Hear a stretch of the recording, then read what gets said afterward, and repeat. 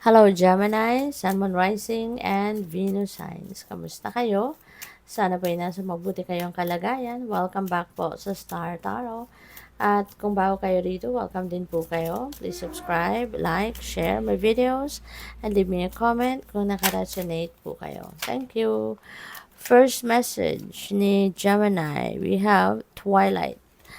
Surrender to the last hour when the light barely touches the flowers. Ayan, surrender nyo naman. 'Di ba? Yung sarili ninyo doon sa kahit huling oras naman no ng gabi or ng araw no bago kayo matulog, bago kayo mag-rest talaga. Yung ibigay mo muna, ibalato mo na yan sa sarili mo na oras na yan na bago kayo tuluyang makatulog, 'di ba? Yung nakapagpahinga man lang kayo. Alam mo 'yun? Yung nakapag-chill man lang kayo, nakapag-spend time kayo, meditation, um, relaxation, 'di ba? Bago kayo talaga ma-fall asleep, no? Kasi ang iba itutulog na sa higaan na nagko-computer pa rin, 'di ba? Yung mga gano'n, nagtatrabaho pa rin. Kaya ito, ano to sa inyo, kasi ano yun napakaganda ng tulog ninyo if you are relaxed, 'di ba? Bago kayo matulog nakapag-relax kayo, nakapagdasal kayo, yung mga gano'n. So, give it to yourself para ma-experience ninyo ang super relaxing na sleep talaga. If you have self-care, tend to your garden. Okay? This is an invitation para sa inyo na alagaan mo ang inyong sarili. Okay? Paalala ito sa inyo kasi maaari na hindi na ninyo naaalagaan ng maigi ang sarili ninyo. Paalala ito sa inyo na bigyan ninyo ng pagkakataon ang sarili ninyo na makapag-rejuvenate, makapag-recuperate, makapag-recharge, okay? Para nang sa gayon, alam mo yun, mas magiging maganda ang inyong pakiramdam, no? Mag-i-improve ang performance niyo, mag-i-improve yung pakiramdam ninyo, 'di ba? Kung naaalagaan ninyo ang inyong sarili, na kumakain ka ng maayos, ng healthy, 'di ba? Nakakapagpahinga ka, nakakatulog ka ng maayos. Yung gano'n ba? Kaya 'wag ninyong abusuhin ang inyong katawan, ang inyong sarili, 'di ba?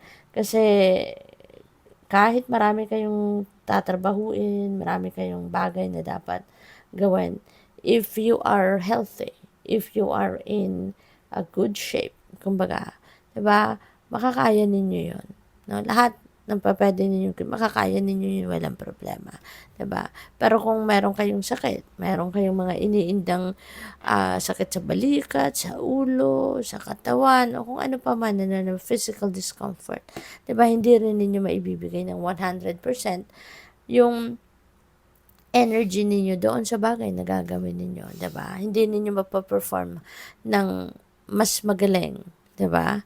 Kaya dapat alagaan ninyo ang inyong sarili, okay? Bloom and attract more than butterflies. Ayan. So, maybe you are up for growth, no, Gemini? Baka time ito para kayo ay mag-grow, mag-evolve, mag-thrive, no? Kaya napakaganda. Kaya sige, kailangan na magsipag kayo, pero yun lang, 'di ba? Kailangan din ninyo na aside from trabaho, aside from kung ano-anong mga activities ang kailangan ninyong gawin, isingit ninyo yung pag-aalaga sa inyong sarili para you will be on top of your game. Okay? We have share. The busy bee should still make time for each flower. Ayan. So, ano naman kayo generous kayo. Lagi kayong nag-share. Hindi lang resources ang tawag dito, hindi lang resources ang binibigay ninyo, kundi tumutulong din kayo, no? Energy ninyo, binibigay ninyo, oras ninyo, nagbibigay din kayo, no? Kasi matulungin din kayo. You are also compassionate, no? Hindi kayo madamot, no? Sa kahit anumang meron kayo, hindi kayo madamot. So, what else? Maraming salamat po for subscribing, no? And if you haven't subscribed yet, please subscribe po. And also, maraming salamat din for not skipping the ads po. Malaking bagay yan sa channel. And please click the join button sa baba ng video po kung gusto po ninyong mag-member. At saka, maraming salamat din sa mga cross-watchers natin na nandito. Maraming salamat po for your time and support. So, we have page of wands. There are communication coming in. No, may mga balita, merong mga tip siguro na dadating sa inyo dito, baka merong mag-aaya sa inyo na merong opportunity somewhere, punta tayo, tignan natin 'yun, 'di ba? Maaring may mga ganon. Kaya this is something no that you are going to be excited about. This is something na an opportunity na maaring magpapagising ng passion ninyo, yung ganon. Kaya, good luck sa'yo. Three of Swords, po pwedeng ang iba sa inyo dito nagkaroon ng frustration, nagkaroon ng heartache or heartbreak. You know, in the past, po pwedeng related dito sa relationship or po pwede rin naman na baka sa trabaho, 'di ba? Baka merong kunyari opportunity sa trabaho, meron kayong in-applyan, promotion, mga ganon. And baka nasulot kayo, no? Baka nasulot kayo or baka merong nagsabotahe sa inyo in the past, maring ganon. But that's past already, that's behind you already. Pero yun lang, baka na merong sitwasyon dito na naalala mo, no? Naalala mo na naman ang nangyari.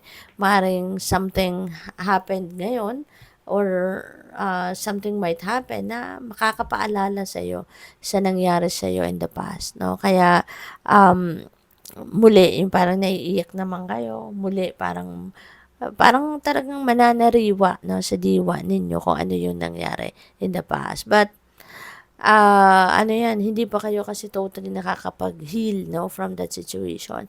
Hindi ba ninyo to totally na-overcome? But it is a process. Everything is a process. Kaya, natural lang yon no, na siguro, hanggat maging ready na kayo to move on, 'di ba? Then, ayan, paunti-unti, maaaring ma-overcome mo din yan. Paunti-unti kasi hindi naman natin mabibigla yan, ano?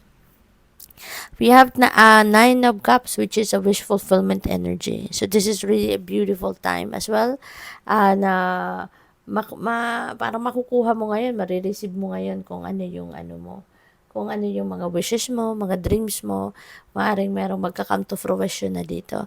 Meron ng katuparan, no? Ang mga pangarap mo, katuparan ng mga minimithi mo, yung ganon. And this is a time for happiness, no? Happiness and joy, talagang i-enjoy mo yan. At kasi kung anong gusto mo, 'di ba, makukuha mo na. Kaya sobrang magiging masayang masaya ka talaga. Before I go on, I would like to say hi muna and shout out sa ating beloved channel member na si at Alexander Turalba 3777. Maraming salamat po for your support sa channel and of course sa pagiging very generous po ninyo. Maraming salamat. The final message ninyo is Empress, which is abundant and prosperous energy. So napakaganda nitong energy na to in terms of money, career, and finances kasi this is maaring yung mga bagong opportunity na to dadating sa inyo. Aside from you're going to enjoy it, aside from mailalabas ninyo dito yung inyong passion, yung interest ninyo, yung talent ninyo, you know, aside from enjoying that, sa maaari na magkakaroon ito ng malaking financial reward para sa iyo. Kaya magkakaroon kayo ng abundance and prosperity. Pwede rin na you are going to create kasi a new endeavor, a new venture dito, no? Talagang maghahatid ng kaperahan sa inyo. Malaking amount of money, no? Pwedeng, meron ako nag-pick up na promotion for some of you, baka magkakaroon ng pag-angat, no? Yung posisyon ninyo sa trabaho. Kaya siyempre, kapag umangat na posisyon mo, siyempre, mas malaking pera din na may uuwi mo. Diba? Yung ganun. So definitely there is abundance and prosperity coming your way eventually. So thank you for watching. Love and light. Namaste.